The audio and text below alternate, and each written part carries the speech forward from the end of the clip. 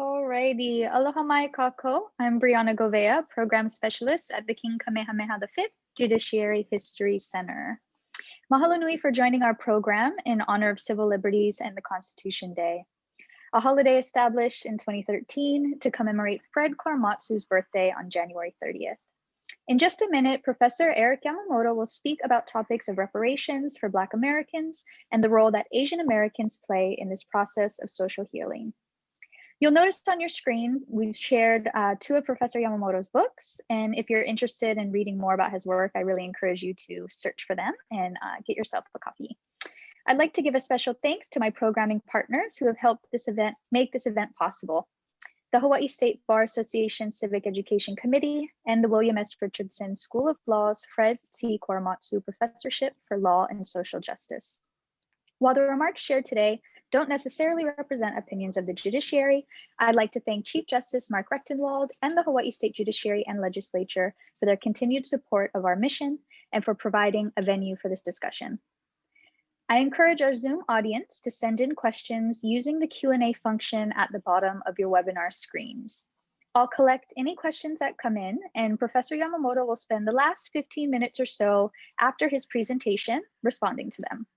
A friendly reminder that the webinar is being recorded and we'll be posting it on the Judiciary History Center's YouTube channel within the next day for you to share and rewatch. Now it's my great pleasure to introduce my programming partner, Troy Andrade, Assistant Professor of Law at the William S. Richardson School of Law and co-chair of HSBA Civic Education Committee. Troy, I'll turn it over to you to introduce our distinguished guest. Mahalo.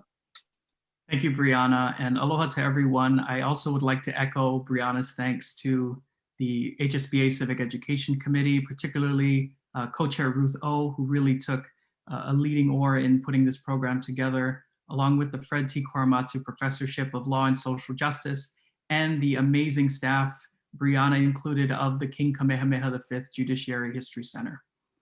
You know, nearly 79 years ago, following the attack at Pearl Harbor, President Franklin Roosevelt signed Executive Order 9066, which authorized the military commanders on the West Coast to issue whatever orders necessary to ensure national security.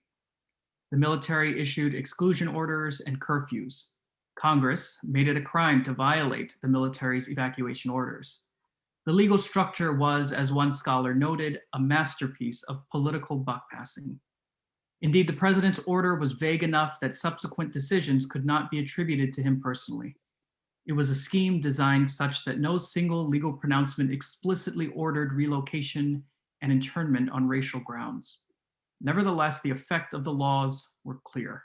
Japanese Americans were incarcerated in internment camps. Now, the internment experience was one that was seared into the memories of thousands. The experience often began with a humiliating removal.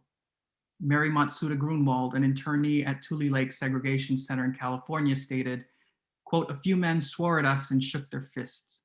And some spat on us, but the majority were silent as they watched us walk from the ferry dock to the waiting train," end quote. Once removed, you were then locked away from the world under threat of death. Many questioned their detention. Some chose to challenge the military orders and their incarceration. One man who refused to report to the required assembly center was Fred Korematsu, whose lawsuit would make its way to the highest court in the country. That decision would later be known as one of the worst decisions ever made by the United States Supreme Court. Now, although he lost his battle during World War II, Fred, with the help of others, our speaker included, reopened his lawsuit in the 1980s and overturned his conviction. But he didn't stop, as he continued to fight for the civil liberties of others. It's Fred's bravery, his resolve in the face of the power of the government, and his legacy for speaking up that we celebrate annually Civil Liberties and the Constitution Day. Celebrated around the time of the birthday of Fred Korematsu, tonight's program is our annual reminder of the fragility of the American democratic ideal of equality and justice. Although the last 3 Wednesdays have been pretty vivid reminders of that fragility. We'll dive into our nation's ongoing struggle to apply the law and correct historical wrongs, from Japanese American incarceration to Black American reparations claims. Now, while I generally shy away from spending a lot of time introducing a speaker, tonight is truly an exception.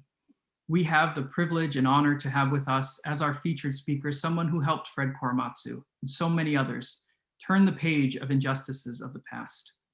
Tonight, we get to learn from Professor Eric Yamamoto, the Fred T. Korematsu Professor of Law and Social Justice at the William S. Richardson School of Law. Professor Yamamoto is a beloved teacher and is internationally recognized for his path-breaking work on reconciliation initiatives and redress for historic injustices. He is lauded for his training and mentorship of new generations of lawyers through his 35-year career in academia and his unique scholar advocacy program, where he puts law students, such as myself over a decade ago, at the cutting edge of law and community advocacy. A prolific writer, Professor Yamamoto has published numerous law review articles and has recently published 3 books. In his 2018 book, In the Shadow of Korematsu, Democratic Liberties and National Security, Yamamoto looks at what is happening today in the clash between national security and civil liberties. This year, he authored the 3rd edition of Race, Rights, and National Security, Law in the Japanese American Internment. In that book, Professor Yamamoto provides a practical and accessible look at redress and reparation efforts related to the incarceration of Japanese Americans. He tackles the post-9/11 war on terror landscape and provides an in-depth examination of the legal challenges in Trump versus Hawaii.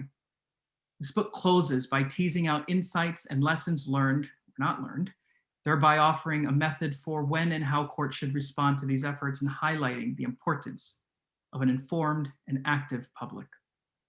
His 3rd book, in print this year, is called Healing the Persisting Wounds of Historic Injustice, United States, South Korea, and the Jeju 4.3 Tragedy. In it, Professor Yamamoto talks about healing by building upon his many years of research and dedication to reconciliation and reparative justice initiatives in Hawaii, the continental United States, and internationally. Indeed, as I mentioned, Yamamoto served on the Fred Korematsu Quorum Nobis legal team in the 1980s, helping lay the cornerstone for redress and reparations for Japanese Americans. He worked as class action counsel in Ka'ai versus Drake that resulted in the $600 million reparations award to Hawaiian Homelands Trust beneficiaries. And he served as procedure specialist with the Reparations Coordinating Committee representing Black American survivors of the 1921 Tulsa race massacre in their long-delayed reparations lawsuit. It thus should come as no surprise that he has received many, many accolades, including most recently being honored as the 2020 Daniel K. Inouye Trailblazer Award, the highest honor of the National Asian Pacific American Bar Association. This honor recognizes Yamamoto for his profound and lasting impact on the Asian Pacific American and broader community through his dedication to civil rights, civil liberties, and social justice. Please join me providing a very warm welcome to teacher, scholar, and my dear friend, the Fred T. Korematsu Professor of Law and Social Justice, Eric Yamamoto.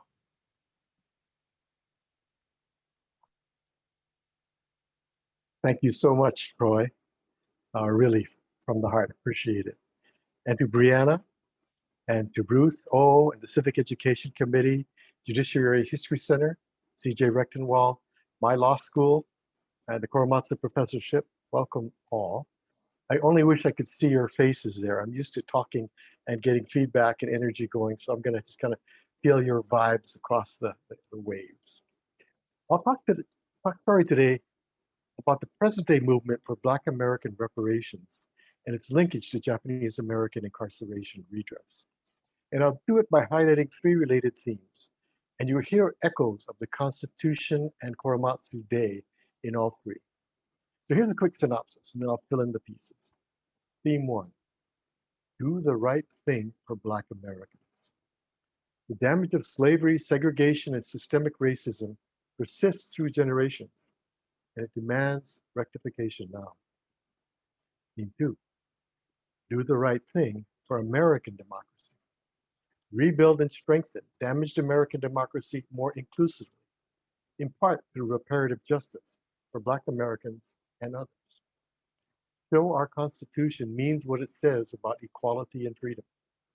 Show that when a democracy wrongly hurts its people, it fesses up, even belatedly, and repairs the damage. Theme 3. Act together to do these things right.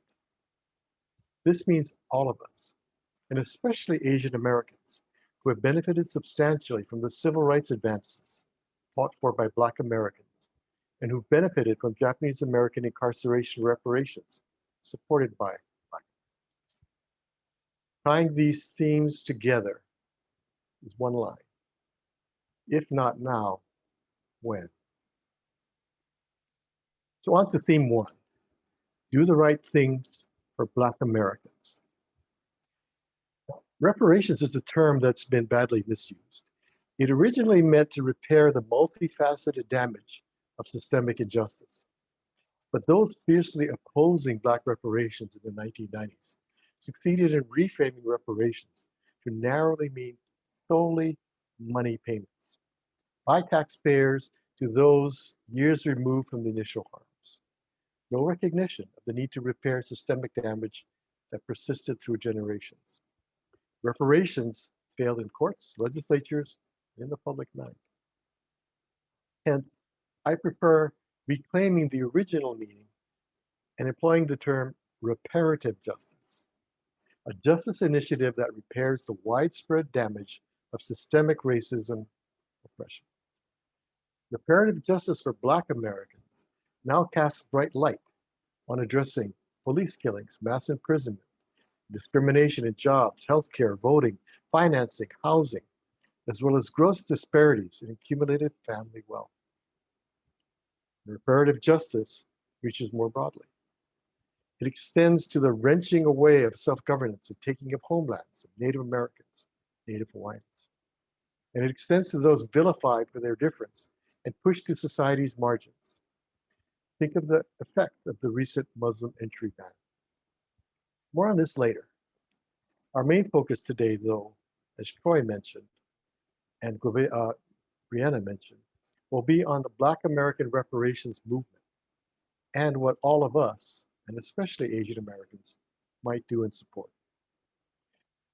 So let's view Jon Osaki's video on why reparative justice for Black Americans is so warranted right now. The video juxtaposes Black and Asian American experiences in the US.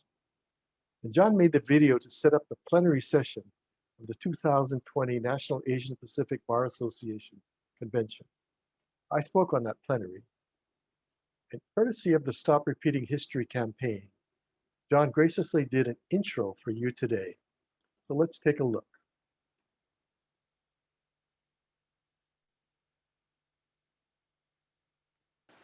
Hi everyone, I'm really pleased to be able to share this short film with you on systemic racism in America for Professor Yamamoto's presentation today.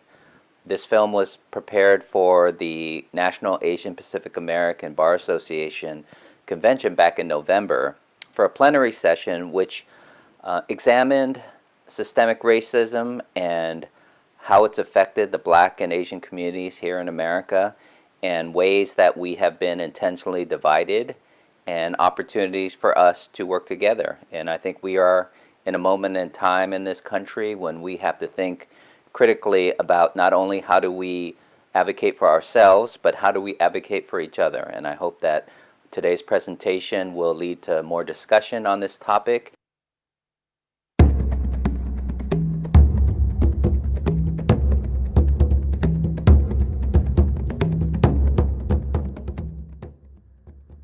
Racism in America can be traced back to when the first Europeans arrived on the continent. Indigenous Native Americans were exploited, and European colonization brought with it the transatlantic slave trade to America. Between 1626 and 1860, nearly 500,000 people were kidnapped from Africa and transported to America in shackles. The earliest form of police, called slave patrols, were formed in the early 1700s to capture runaway slaves and oppress organized movements that might lead to a rebellion. The 1865 abolition of slavery and the 1870 passage of the 15th Amendment, which guaranteed voting rights to Black Americans, ignited the rise of white supremacy. On the West Coast, the competition for gold and employment led to violent animosity toward Chinese. white labor, the press, and politicians would build a sweeping movement that resulted in anti-Chinese legislation, including the passage of the 1882 Chinese Exclusion Act. During this period, Jim Crow laws proliferated throughout the South to disenfranchise, segregate, and limit the political power of Blacks. In 1896, the US Supreme Court upheld Jim Crow laws and the doctrine of separate but equal in Plessy versus Ferguson. As America entered the 1900s, racism, segregation, and discrimination ran rampant as hate groups and white supremacists openly and violently oppressed Blacks and Asians. In response, lobbyist groups such as the National Association for the Advancement of Colored People emerged. The Great Migration of Blacks to industrial centers in the North and the West heightened racial tensions throughout the country. Race riots, violence, and lynchings exploded as the culture of white supremacy against Blacks entered their communities. In 1934, FDR's New Deal included the National Housing Act, which created the modern mortgage lending system. While low-interest loans made it possible for many white families to buy homes for the first time, the system also created residential security maps, which identified areas considered to be risky for financial institutions. Communities with high concentrations of Black Americans and immigrants were overwhelmingly coded red and considered the highest risk. The inability of Black Americans to secure loans from financial institutions leads to lower property values, higher crime rates, less resources for schools, and overall community disinvestment. With Chinese immigration halted, the ire of West Coast states is now directed at the Japanese. The success of Japanese farmers leads to the creation of West Coast exclusionist groups, such as the Asiatic Exclusion League, who fueled the anti-Asian sentiment, leading to the eventual passage of the 1924 Immigration Act, which bans all immigration from Asian countries. Growing hostility between the US and Japan leads both countries into World War II. White farmers seized the opportunity to advocate for the incarceration of all Japanese living on the West Coast and acquire their land for pennies on a dollar. In the 1950s, Black American communities began to mobilize against institutional racism, segregation, and separate but equal policies. A growing movement of Black-led boycotts, sit-ins, and mass protests sweep across the country. Beginning in 1954, the US Supreme Court, under the leadership of Earl Warren, who a decade earlier advocated for the mass incarceration of Japanese Americans, struck down many laws that enabled racial segregation and discrimination. Freedom Now movement, hear me. We are requesting all citizens to move into Washington, to go by plane, by car, bus, any way that you can get there.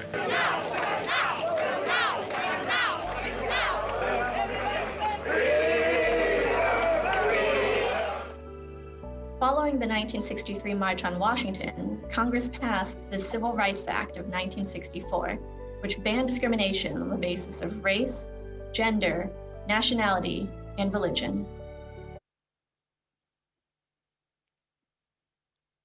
And mahalo, Jon Osaki, for the really stirring video. And we'll come back to the rest of the video at the end of my presentation here. As we know, progress has been made, but much more progress remains. And I think John's video clip really covered so much, and it really does make the case, at least in part, for why we need to do the right thing for Black Americans, the first theme. So let's move to theme 2. Do the right thing for American democracy. Rebuild and strengthen damaged American democracy more inclusively. The damage to democracy has a deep and long history in America, and it accelerated exponentially in recent years. In the words of journalist David Nakamura, relentless attacks on civic institutions provoking racial and social divisions, broadsides against the free press and imputing Americans' international allies, 30,000 tweeted falsehoods, 400,000 corona deaths, rising white nationalism, financial self-dealing, 2 impeachments, a deadly attack on the US Capitol. The last 4 years are defined, in Nakashima's words, mainly, by constant chaos, corruption, and scandal, with any successes overshadowed by mismanagement of the pandemic, misuse of federal forces against citizens, repudiation of human rights, and an unprecedented assault on the US election result. Nakamura predicts, in the harsh reflection of history's mirror, these years will be seen as a test of American society and its commitment to democracy.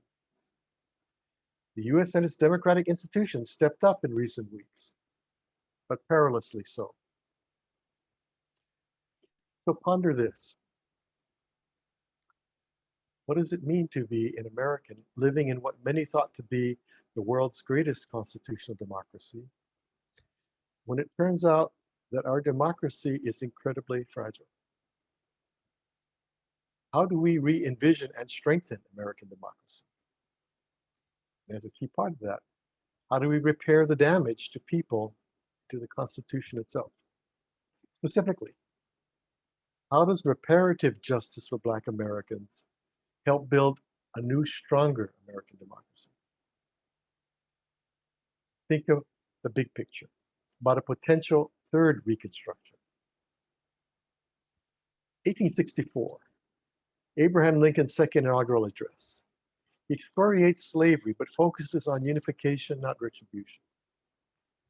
The ringing last line of his address was this: "It's time to bind up the nation's wounds and achieve a just and lasting peace." To bind up those wounds, the Civil War's end led to the first Reconstruction. The constitutional amendment, civil rights statutes promising equality for free Black slaves. But after initial progress, that Reconstruction was torn asunder by political compromise and a regressive Supreme Court. The result, virulent white nationalism and new forms of racial oppression that you saw in the video. And all of this in the same epoch as continuing Native American genocide and the US-aided illegal overthrow of the sovereign Hawaiian nation. Fast forward a century later, John Kennedy rose to the presidency during a frightening Cold War and hostile Southern resistance to integration. Kennedy famously asked not only what we could do for our country, he also committed the US to, in his ringing words, paying any price, bearing any burden, meeting any hardship in defense of free people. That laid part of the foundation for a second Reconstruction in the mid-1960s. Civil rights laws and Warren Court rulings advancing equality in many phases of American life, along with government programs to end poverty, promote economic opportunity, and many began to benefit. But that second Reconstruction was partly shredded by state legislatures, executives, courts, federal and state, nurtured by an ideology of white grievance. With notable progress, but regressive backsliding, as we glimpsed in the video, systemic oppression persisted in everyday life. Today, the challenges facing all of us and the Biden-Harris administration are formidable, no doubt. Not the same as post-Civil War or the Cold War, but critical for democracy nonetheless. As journalist Matt Bai puts it, like Lincoln, Biden faces imminent disunion. The secession this time isn't by the states, it's a secession of the mind. His words, a large plurality of Americans live in a reality nourished by alternative facts led by reckless leaders abandoning democratic institutions. Says Bai, like Kennedy, Biden assumes power in a country nominally at peace, but perilously close to catastrophe. Biden's challenge, as Kennedy, is to contain a toxic ideology and, now my words, and rebuild America anew on lived values of democracy. Legitimacy in its use of power, transparency about what government does, and accountability, the impact of our words and actions here and internationally. We might think of this as our chance to build a new, more durable, inclusive democracy, a third reconstruction starting in 2021, with Black Lives Matter at its core, with broader reach. And one essential piece of this third reconstruction entails healing the persisting wounds of injustice for those hurting and for American society itself. Wounds reflected in social divisions, mistrust, ill will, vilification, violence, voter suppression, dampened economic productivity. You've seen it, you know it, you feel it. Only when we bind up these wounds can America, with its Bill of Rights, truly uplift its stature as a constitutional democracy. So this third potential reconstruction then illuminates the importance of hard struggle to heal the wounds of overall systemic racism and nativism. And it underscores the role that all of us might play, with a special spotlight, as the remainder of the video shows, on Asian Americans who have benefited particularly and especially from the civil rights equality laws fought for by Black Americans, the 1965 immigration reforms promoting door-opening family reunification, and from the 1988 Civil Liberties Act Redress for Japanese Americans that Troy talked about. So this second theme of do the right thing for American democracy really leads to the third theme. Act together to do the right things right. And thank you, Kiahi. The following year, the Voting Rights Act of 1965 granted voting rights for all minorities, including Asian Americans. This historic movement, fueled by the struggles, pain, and sacrifice of Black Americans, also led to the passage of the Immigration and Nationality Act of 1965, which reopened America's doors to immigrants from Asia and other non-European countries. In 1968, the Civil Rights Movement galvanized Black, Latinx, and Asian student organizations in California who demanded acknowledgement of their ethnic histories and greater representations on campuses. The first ever student strikes at San Francisco State University and UC Berkeley drew attention of the Governor of California, Ronald Reagan. Negotiate? What is to negotiate? All of it began the first time some of you who know better and are old enough to know better let young people think that they had the right to choose the laws they would obey as long as they were doing it in the name of social protest. The student strikes led to the creation of ethnic studies departments across the country. Weary from the civil rights movement, white policymakers adopted a new narrative, preaching that success can merely be achieved through hard work and resilience. Depicting Asian Americans as the model minority is strategically weaponized to discourage protests and deny the demands of Black Americans. After witnessing the power of solidarity during the 1968 student strikes as California's governor, when Ronald Reagan became president, he struck a blow that would drive a deep wedge between Blacks and Asians.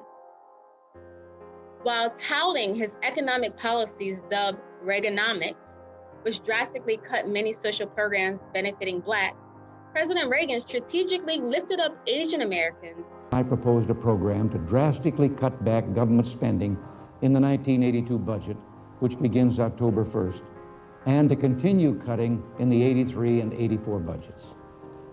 All the lobbying, the organized demonstrations, and the cries of protest by those whose way of life depends on maintaining government's wasteful ways were no match. Today, our citizens of Asian and Pacific descent are admired for their hard work, their commitment to education, and their commercial and scientific genius. Black American communities are cut off from significant government resources and burdened by a cycle of poverty and oppression imposed by Jim Crow laws, redline communities, and a proliferation of white supremacist culture. While white families were able to build equity in homes for decades and use their accumulated wealth to send their children to college, many Black families are left to live in deteriorating communities with less resources for schools and increasing crime rates. As tensions build between Black and American communities and the police, model minority status offers some Asian Americans increasing upward mobility, but it also covers up and leaves behind many who continue to struggle in America.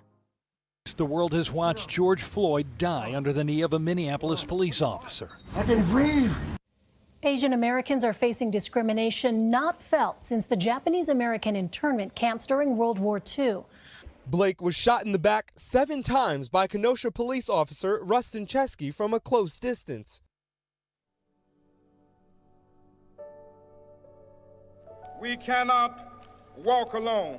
We must make the pledge that we shall always march ahead.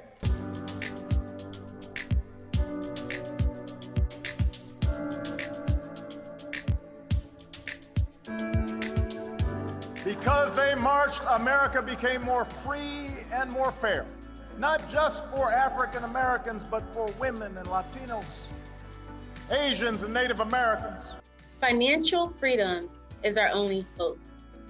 Reparations for Black people in this country would help us break down the systemic and institutional barriers based on race that have held us down for so long. This means education, access to healthcare, reinvestment into our communities, and so much more. Today, as Asian Americans, we have an opportunity to stand up, to speak out, to acknowledge a historic debt that we owe to Blacks, and to fight for Black lives. This pandemic is leading to an alarming rate of hateful speech directed at people of Asian and Pacific Islander descent in the United States. And the truth is, as an African American, I know what hate and racism is, and I know the violence that results. The only way to protect ourselves from racism and scapegoating that has once again targeted our communities is to stand in solidarity with Blacks and other communities of color, because our liberation is bound together. Let's use our hearts, our love, and our intelligence to work together to show the rest of the world how humans are supposed to treat each other. America is great when we behave greatly.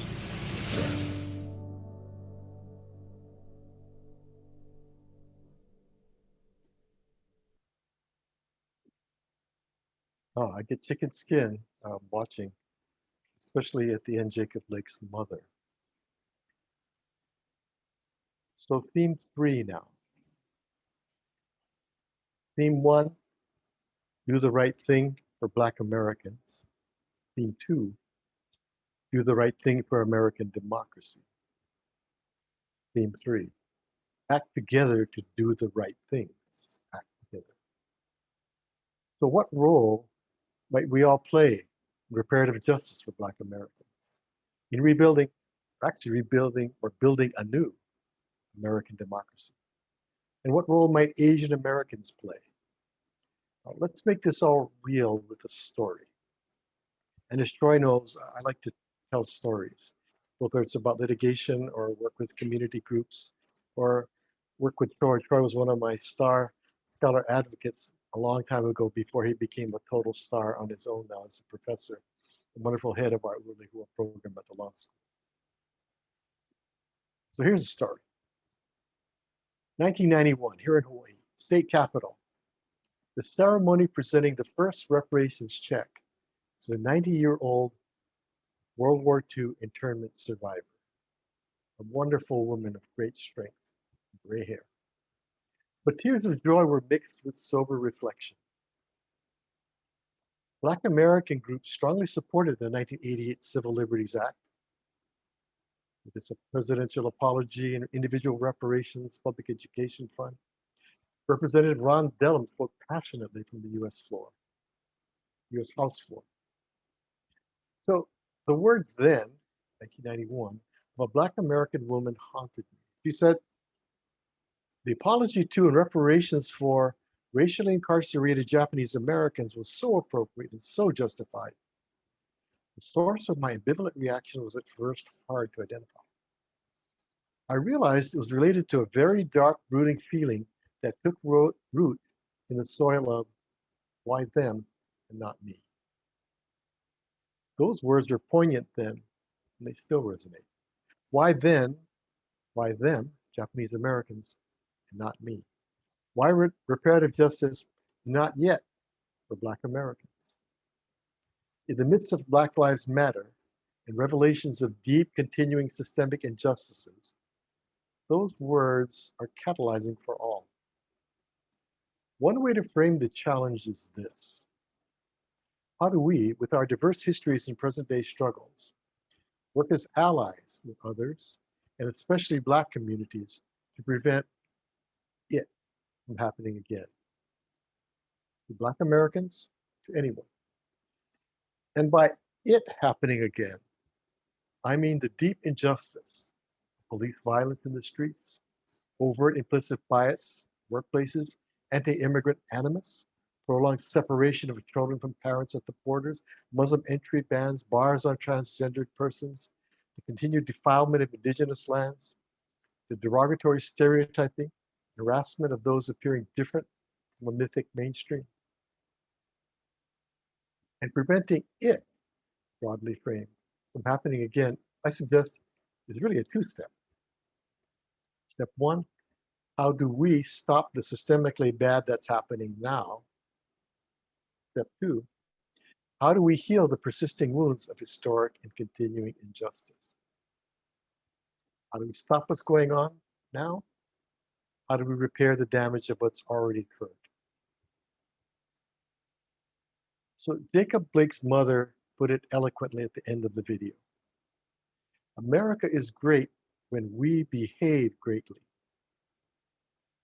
So with reparative justice for Black Americans in mind, can American democracy behave greatly? And if so, how? Starts with small things, then grows with collaborative efforts. So let me share a bit of my personal history before I touched on some of it. I was invited to participate with Black Americans in their reparations efforts because I litigated on behalf of Fred Korematsu in support of Japanese American incarceration redress. And because I wrote and spoke about conciliating grievances between Black Americans and Korean Americans in California and New York, and about Asian Americans supporting Black reparations. I was asked to support NCOBRA early in the Black reparations movement, at least in the 1990s, early 2000s, and donated partial proceeds from my first book to the group, a book on interracial healing. Talked strategy with civil rights icon, Congressperson John Conyers, about his House Bill 40, pending since 1989, to set up a Congressional Commission on slavery and its consequences, and to recommend redress to the American people.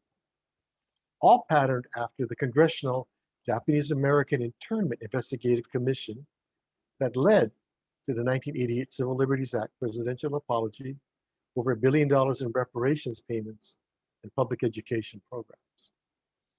I served in the early 2000s, as Troy mentioned, as a part of the legal team headed by Harvard Law professor Charles Ogletree, representing several hundred survivors of the 1921 Tulsa race massacre in their long-delayed federal court Black reparations suit against Tulsa and others. I think you saw a fair amount of that in the news in July. And I've been working with my scholar advocate law students to prevent it from happening again to Blacks and Asians, Latinx immigrants, gays, transgendered persons, Muslims in the US, and more. So what might we collectively, what might you as part of our collective we, do to galvanize the US to do the right things? To proactively repair the damage to people, to communities, to the Constitution. Here's 7 quick suggestions, and they'll come close to exhausting the realm of possibilities. But they do speak to all of us, and especially to Asian Americans. What might you do? Number 1, Acknowledge on whose shoulders we stand for our civil rights advances, equality, freedom, voting rights, non-discriminatory immigration, and more. Act on that acknowledgement. It was the African American Civil Rights Movement that really gave rise to the Native American, Native Hawaiian movements, the Asian American justice movements, gays, transgenders, immigration justice, on and on and on. We all owe a debt for what we believe is our right and what is proper in society today to the African American, Black American civil rights movement. 2, for Asian Americans and our friends, as we saw in the video. This about the model minority myth that all Asian Americans have made it. The myth masks continuing Asian group struggles against discrimination and harsh stereotyping. We call the Kung Flu harassment. The video clip showed a couple Asian couple walking down the street and being attacked by a passerby simply because they were Asian in America. The model minority myth also separates us from Black Americans, serving as a racial buffer. Hey, Asian Americans made it, why can't, et cetera, et cetera. 3, for all communities, build allyships with Black communities. Muster our political, financial, and experiential capital and support. 4, support direct legislative and executive action. And much of that is beginning to percolate in Congress right now and in state legislatures. But also support truth-finding initiatives as a prelude to comprehensive reparative action. I'm going to suggest to you what we're going to see in legislative executive halls is very important, but it tends to be specific piecemeal legislation. It's important to do comprehensive reparative justice actions. And part of that requires truth-finding initiatives. For example, the renewed effort right at this very moment for Congress to pass a new version of the Conyers House Resolution 40 for National Slavery Investigative Commission. 5, lend your expertise and political voice by working with social justice groups on reparations claims. In the legislative halls, on the streets, in community rooms, but also, especially if you're a lawyer, work on amicus briefs to the court, friend of the court briefs on why reparative justice claims are so essential and important, not only for the people who are being targeted in beneficial ways, but for society. And I've worked on several such briefs with the Korematsu Hirabayashi families, JCL, NAACP, ACLU, Mexican American Defense Fund, and more. And it's a particular way that those of us with legal training can have a special voice. 6, link these actions to other reparative actions. It's part of the expanding notion of a new kind of American democracy built stronger, better, more inclusively. Support Native Hawaiian and Native American self-determination. Support Micronesians in Hawaii suffering continuing health and economic damage of nuclear testing and American military roots in their homeland. Most of us don't realize that the reason Micronesian people have come to Hawaii, right, because they want to be here in some ways, but have left their homeland, is because we destroyed many of their institutions and their formal cultural structures, partly through the nuclear test bombing, partly through the American military roots, and partly to make them dependent upon us so that we can continue to have an American military presence there. I'm not arguing against the military presence necessarily, but I'm arguing for the impacts on Micronesians, and that this now, the suffering that we're seeing and the reason they are here is a reparative justice issue. 7, bolster these actions.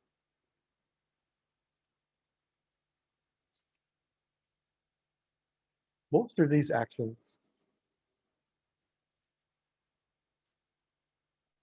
by speaking among ourselves first and then out into the public. As Fred Korematsu so often did after the Civil Liberties Act, as his daughter Karen does now. And you see Karen pictured there under the title, Formerly Interned Japanese Americans Stand Up Against Muslim Hate. The Korematsu family was among the first to speak out publicly and very vigorously and clearly. And Fred wrote amicus briefs to the Supreme Court, and Karen does public education now about lessons of the Japanese American incarceration and its impact upon all. And Fred and Karen spoke out not for themselves, but for others. Our voices, like Fred and Karen's, matter.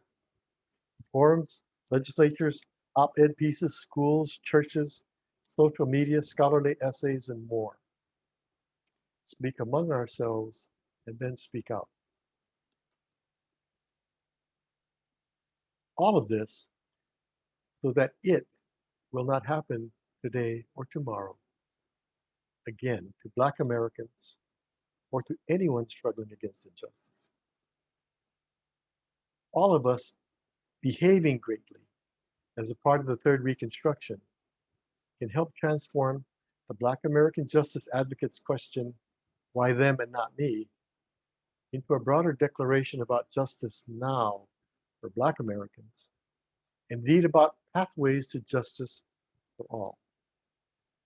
Rebuilding American democracy anew so that we mean what we say about equality and freedom. Behave greatly. I'll close now with thanks to Brianna and Troy and Roy and everyone, and to all of you for being here. I'm feeling your vibes. I could feel them through our time together today. So thank you. I'll close with Rabbi Hillel's poignant words from 2,000 years ago. Still resonate. If I am not for myself, who will be? If I'm not for others, what good am I? If not now, when? Thank you.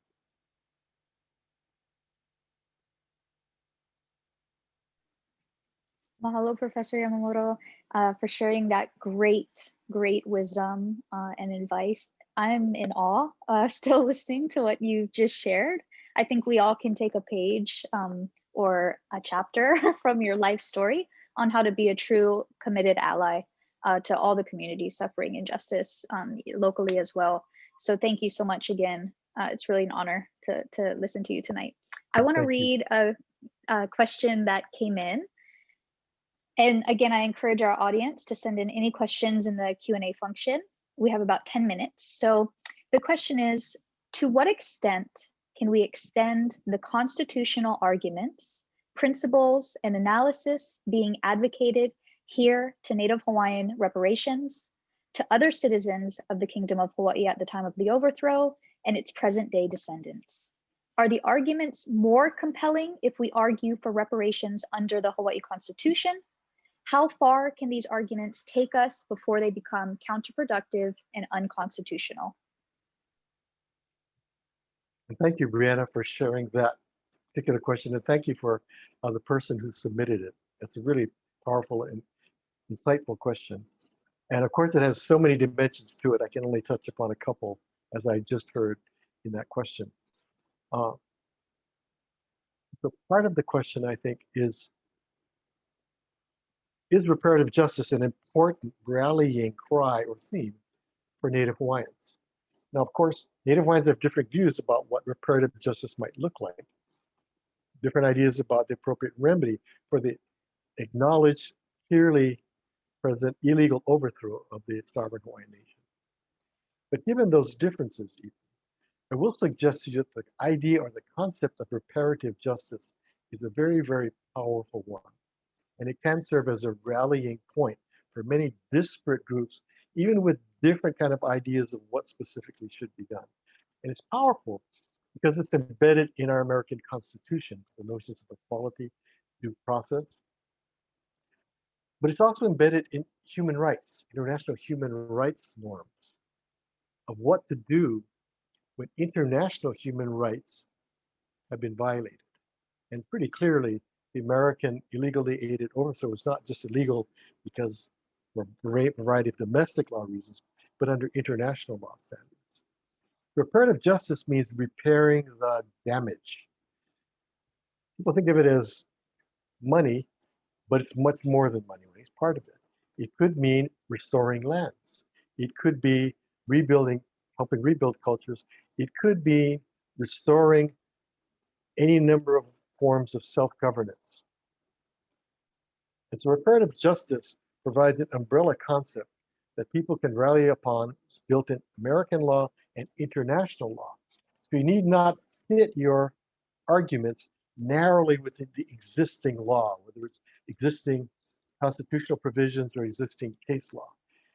Reparative justice gives you an opportunity to advance what's really going on. Why is repairing these harms so important? Why is it so compelling? And then you can ground them in varying ways. So I think that's the best answer I can give to a really important, multifaceted question. So thank you for, and I'm sure there's many more people. And so if whoever wants to jump in on this, please do also. Yeah, there's another question. Just real quickly though, to our attendees, please use the Q&A function rather than the chat box. A question came in from a law student. How can we as law students begin to bring this gap and begin the process, I think they meant bridge this gap and begin the process of fighting for human rights? Oh, very good question, and a question dear to my heart. I teach entering first year class civil procedure, but I also teach an upper level political lawyering, complex litigation, social justice class. And I also work with scholar advocates, promising law students like Troy when he was a first year law student, were really interested in social justice. And part of what you can do as a law student is to train yourself through your own self-education, but through the courses you take, the people in the community that you work with, the lawyers, the political people, but also with your professors, and train yourself to do critical social justice analysis.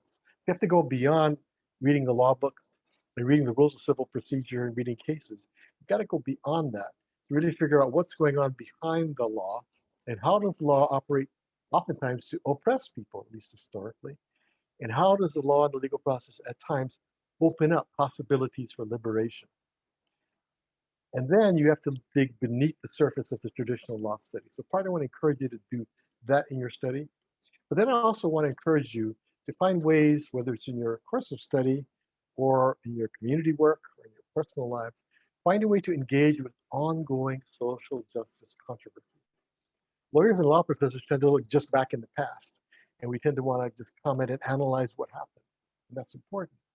But it's important to drag it forward into the present and toward the future in terms of what lessons can we learn? What ways can we actually contribute our thought, our energy, our emotion, our passion for justice? How can we use that to contribute to an actual ongoing controversy on the front lines right now? And when you think that way and train yourself that way, you begin to see that even though we have all kinds of different talents and we're in different places in our lives and got to put a roof over our head, all of those things, you can find that there are openings for you to begin to contribute right away as law students and immediately after. And again, I pointed to Troy, but there's many others like Dina Sheck, who's on our faculty, started the Medical Legal Partnership in Hawaii to serve low-income communities who are struggling with medical problems, but also have so many legal problems. She trains our students to provide service. Susan Serrano, who's Associate Director of Kahuliao, our Native Hawaiian Law Center, who's done so much work both in San Francisco here, and working with multiple communities to deal with forms of racism and oppression. Many, many more people are able to hit the ground running if you get that kind of training starting while you're in law school. So that's a long answer to a very good short question. Thank you for asking it. And please later contact me to let me know who you are, because I don't know who's asking these questions. We have a couple other questions that are related to legislative, executive action. Someone asks, what specific proposals for redress for Black Americans are you aware of that can be supported? And then there's another related question I'd like to ask you after. Sure. And I actually missed the first part of your question because I saw a group question and answer chat that came up. I don't see them all, I just see a couple. And the part that caught my eyes, they said they liked my aloha shirt. So sorry. But anyway. Yes, a question again, specific proposals for redress for Black Americans that you're aware of. So there have been, throughout history, a number of proposals, starting from right after the Civil War, 40 acres and a mule. And that was a proposal that actually was partially executed that said, you know, we can free Black slaves, but if they don't have land and a mule, figuratively speaking, to work the land, what good is that? They need economic justice is really what. That actually made a significant difference early on. But as I mentioned, that program was torn asunder by a range of political kinds of illegal factors. But there have been a number of proposals throughout the years, and they range from fighting voter suppression. That's a real big one because that gives the political voice. There have been, it was really in the 1970s, 80s, and it took flight in the 1990s, this idea that Black reparations really was very important. And it was more than just the President Johnson Great Society. Those things were important, dealing with poverty, important kinds of programs, affirmative action. Those things are important. But something more that specifically targeted the Black American experience was really significant. And the reparative measures became important if you look beyond payment of money, because then it made you realize that we as a society, all of us, had to take on what's been in the news lately, white supremacy. And whether it was overt or hidden just beneath the surface, it still flourished in all kinds of ways that still kept Black Americans, many of them, even with the rising middle class, and even the middle class, facing very strict and strong forms of discrimination, and certainly those who are struggling with poverty. So it began to be a sense that reparative justice had to deal with all of that. As I mentioned in my talk, the pushback, though, was really fierce in the late 1990s, and reparations were, for Black Americans, said, well, why should we give money to Michael Jordan? You know, he doesn't need reparations. And it was kind of a diversion away from the history and the present day circumstances that justified reparations. But the idea prevalent in tort law, well, I didn't cause the harm to people directly because I was not a slaveholder. And so why should I, as a taxpayer, then give up taxpayer money? And it kind of flattened the whole notion of responsibility in one little tiny piece, and not acknowledging how systemic oppression benefits those who are not oppressed in all kinds of ways. Plus, it creates a sense if we belong to an American society, that we indeed need to repair the wounds to those suffering among us. But it kind of got rid of all of that. But nevertheless, there were still a number of proposals and a lot of litigation. And I mentioned one piece that I was working on, the Tulsa Race Riot Massacre of 1921, where the whole town got massacred on the false claims of a white woman, a Black man sexually assaulted her and wiped out the whole Black Wall Street town. Then it was all covered up. So the reparations lawsuits, there was legislation at city levels, in part to stop police violence. There was a whole range of other kinds of concrete measures that were gaining steam. And I happened to be in New York at the time, and I was speaking on the radio and to community groups about this, and about connection of Japanese American internment, incarceration, redress, and the importance of linking to Black American redress and systemic racism. And something happened in 2001 that just stopped it all. That was 9/11. As soon as 9/11 came, everything stopped. Any kind of constructive criticism about American society, American democracy, how to rebuild under a broader tent, as indicated, with a more inclusiveness kind of American society. All of that, for reasons I can understand, but I think there was a far overreaction that created a whole range of other civil liberties problems. But it stopped all of that discussion on a dime. And so the answer is, the only thing that's really persisted, I mean, there's a lot of talk and a lot of groups have been organizing, but the only thing that was persisting in Congress is the Conyers resolution that I mentioned. 1989, John Conyers crafted a resolution based on the Civil Liberties Act Redress for Japanese Americans, which is based on the Congressional Study Commission in 1980. Senator Inoue, Senator Matsunaga, and others fought for that and got that study commission. And it was that commission that not only unearthed hidden testimony, but really in formal ways made pathfinding recommendations for how to heal the wounds in a comprehensive fashion. So Conyers picks up the cudgel and pushed for that.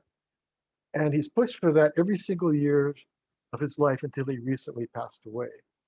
And I had the good fortune to consult with him and talk with him about the strategy, what was going well, what was not going well.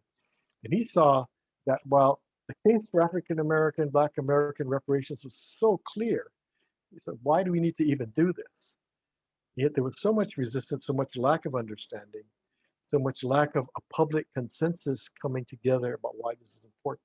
He felt this measure, this study, investigative study commission was important. Now, I've been rethinking this because I've supported that. And I still think that's an important option.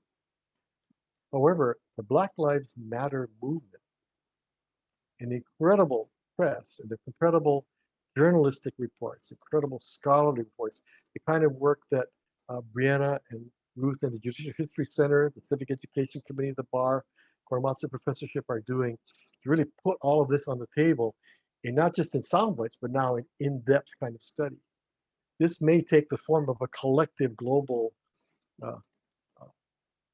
investigative commission, as it were. Maybe, maybe not. But you have to look at this other option for comprehensive reparative justice package. So I think we need to think about specific legislation, executive actions, community demands, but we need to look at something that can create an overall comprehensive, what I call comprehensive, enduring package for reparative justice. So that's another very long answer to a really good question. Thank you. We have so many more great questions that have come in. Do you want to take a few more minutes to answer one final question? We'll take, yeah, let's do one more. I think my voice is just about going, so several people have asked about essentially communities, individuals who do not recognize that systemic racism is an issue, or who feel separated from the issue of reparations because they and their immediate family didn't cause harm onto others. And this is, some people I'm sorry, I'm kind of combining a few questions. They're signaling out not only white Americans, but Asian Americans who also feel distant, and some Pacific Islander communities here in Hawaii. And so several people are asking, how do we get these people, how do we help these people come to have a sense of moral obligation to take part in the issue of reparations, to want to, disperse justice to communities who have historically and presently suffered injustice? How do we enlist them to allyship? Thanks to the questioner for that really important, probably the important bridge question, and Brianna for distilling it, several questions so nicely. So the simple response is public education, public consciousness raising. But that's kind of an easy thing to say for a law professor. And if you work with communities, it's a harder thing to do, right? And you can talk about, well, we can work with journalism and social media, and we've got to publish scholarly pieces, and we've got to do videos, and that's the form of the message.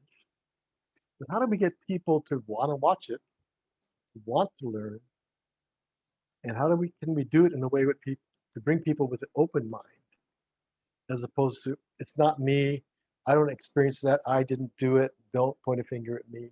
How do we break through those barriers? And so actually I do have an answer.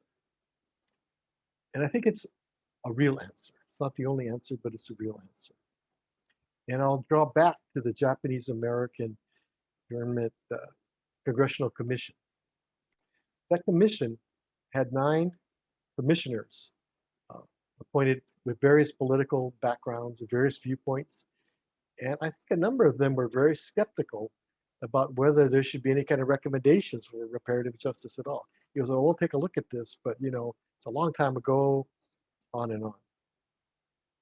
So what happened is that the commission, in addition to having researchers bring in all the documents and study the history, interview officials involved, and the kind of standard things we do, which are really important, it heard the testimony of the survivors. And it heard person after person get up and say, you know what? I couldn't even speak about the experience, even to my children.